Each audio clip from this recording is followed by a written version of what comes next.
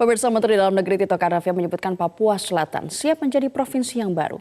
Mantan Kapolri itu memastikan pemekaran Papua tidak terhambat moratorium yang diberlakukan Presiden Joko Widodo sejak 2014 lalu. Rekan saya Eva Wondo akan memaparkannya untuk Anda. Eva Wondo, silahkan dengan pemaparan Anda.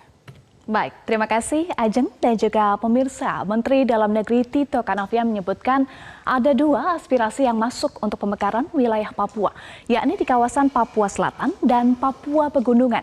Namun dari kedua kawasan itu yang sudah siap menjadi provinsi baru adalah Papua Selatan. Hal ini merupakan hasil kunjungan yang dilakukan oleh Tito bersama dengan Presiden Joko Widodo ke Papua pada 27 Oktober. Lalu apa sebenarnya alasan pemekaran ini di tengah moratorium yang sedang diberlakukan oleh pemerintah sejak tahun 2014 lalu? Mari kita cek. Ya, kita lihat dulu pernyataan disampaikan oleh Menteri Dalam Negeri Tito Karnavian. Ini adalah pernyataan Tito Karnavian, pemerintah pusat kemungkinan mengakomodir hanya penambahan 2 provinsi. Ini yang sedang kami jajaki. Yang jelas Papua Selatan sudah oke. Itu adalah pernyataan dari Tito Karnavian. Lalu rencananya daerah-daerah ini sudah dipetakan yang akan masuk ke Provinsi Papua Selatan. Apa saja? Kita lihat. Iya, ini adalah daerah-daerah yang direncanakan akan masuk ke Provinsi Papua Selatan, yakni ada Kabupaten Asmat, lalu Kabupaten Bovendigol, lalu Kota Maroke, rencana pemekaran dari Kabupaten Maroke, lalu ada Kabupaten Mapi, dan juga Kabupaten Merauke. Itu adalah daerah-daerah yang diproyeksikan akan masuk ke Provinsi Papua Selatan. Lalu sebenarnya pertanyaan publik, apa alasan pemekaran Papua? Menurut Mendagri Tito Karnavian ada beberapa alasan. Kita lihat. Iya, ini adalah alasan disampaikan oleh Tito Karnavian. Pertama adalah analisis bidang intelijen, lalu yang kedua mempercepat pembangunan, dan juga yang ketiga menjaga situasi keamanan tetap kondusif. Tapi dari beberapa alasan ini, pemerintah memfokuskan pada alasan yang paling utama adalah pemerataan pembangunan. Mengapa pemerataan pembangunan ini bisa lebih baik kalau adanya pemekaran di Papua Selatan? Karena pemerintah meyakini bahwa dengan adanya pemekaran Papua Selatan, diharapkan pelayanan publik ini bisa menjadi lebih baik dan pembangunan dapat lebih dirasakan oleh masyarakat. Ya, Menko Polhukam Mahfud MD menilai bahwa wacana pemekaran Papua memang sangat dibutuhkan secara politis, ekonomis, dan juga administratif.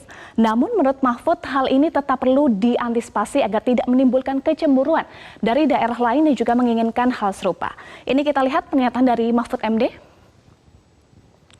Iya, Mahfud MD menyatakan bahwa saya sudah bicara dengan Mendagri Tito Karnavian bahwa pemekaran akan dilakukan, tapi tentu dicari jalan-jalan proseduralnya. Yaitu pernyataan dari Mahfud MD, pencarian langkah prosedural bertujuan untuk mencegah timbulnya kecemburuan dari daerah lain di tengah moratorium yang diberlakukan oleh Presiden Joko Widodo sejak tahun 2014 yang lalu. Presiden Joko Widodo sempat menyatakan saat ini ada 183 wilayah di Indonesia yang mengusulkan pemekaran. Hanya saja pemerintah masih memberlakukan moratorium pemekaran daerah sebab anggaran yang dimiliki pemerintah terbatas.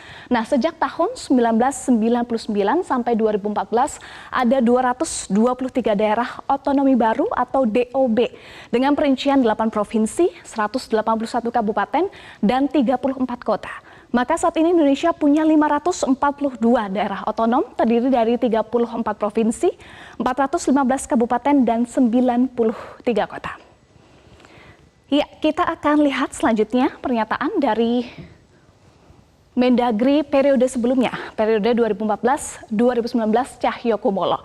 Nah, sebenarnya rencana pemekaran Papua ini juga sempat mengemuka saat Mendagri periode sebelumnya, periode 2014-2019 Cahyokumolo.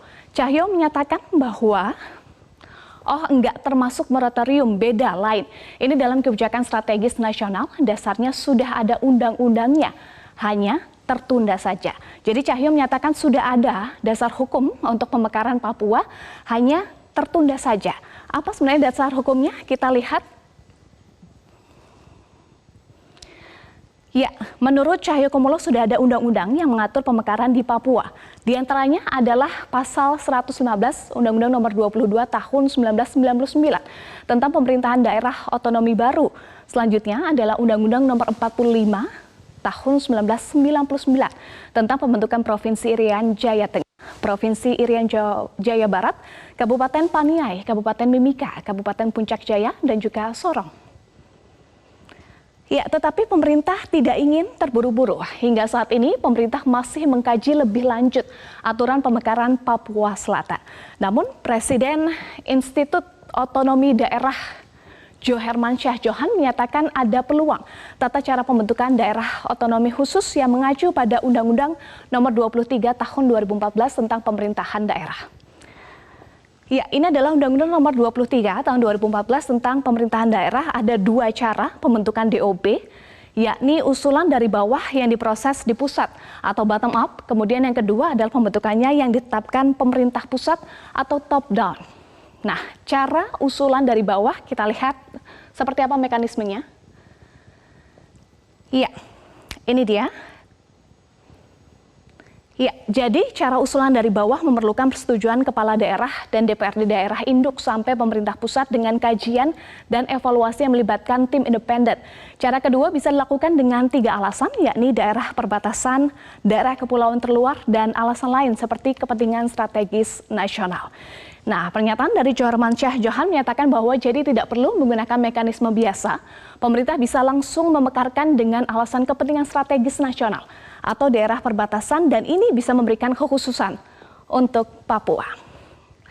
Ya, Ajeng dan juga pemirsa, tentu kita masih akan menunggu hasil kajian dari pemerintah terkait rencana pemekaran Papua Selatan.